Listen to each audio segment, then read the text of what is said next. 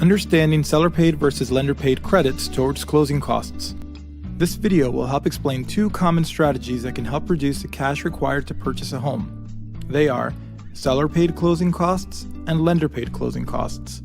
The three main benefits of using these options are: it lowers the upfront cash requirement for a buyer, it helps a buyer purchase a home today instead of waiting until they've saved more money, it can free up cash for possible home renovations. Let's start by taking a look at what the cash requirement is for the purchase of a single-family home for $300,000 with an FHA loan and 3.5% down. With the purchase of $300,000, the down payment of 3.5% is about $10,500. The estimated closing costs are about $12,000. So the out-of-pocket cash needed from a buyer to purchase this home is $22,500. $22,500 might be more than what a first-time homebuyer has available, so let's take a look at some strategies that can help reduce that initial upfront expense. Seller-paid closing costs. This strategy is exactly as it sounds. The seller will pay a specific amount of the buyer's closing costs. Here's an example of how it would work building off of our previous example.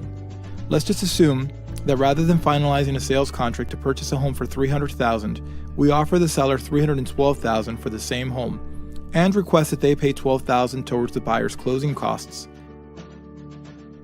Here's how it'll look. With a higher purchase price of $312,000, the down payment of 3.5% is increased to $10,920. The estimated closing costs remain the same at about $12,000. However, you now have a $12,000 credit from the seller at closing for the buyer's closing costs. So in the end, when you add these three together, the buyer's cash outlay for this purchase is approximately $10,920. With this scenario, you're essentially including the closing costs into the financing by working with a higher sales price. Lender credit for closing costs. In certain scenarios, we as a lender can help the buyer reduce their out-of-pocket expenses with a lender credit. Here's how it works.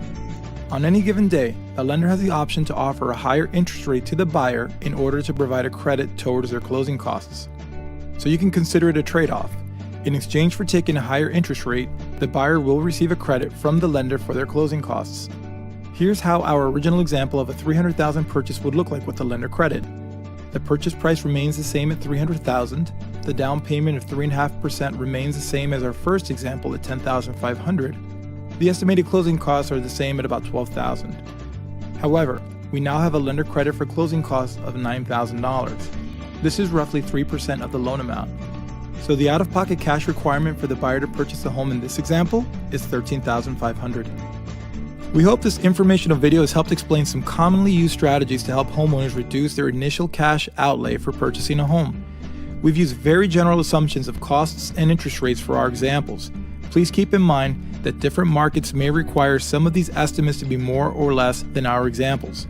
Also, all scenarios are subject to a buyer's qualifications.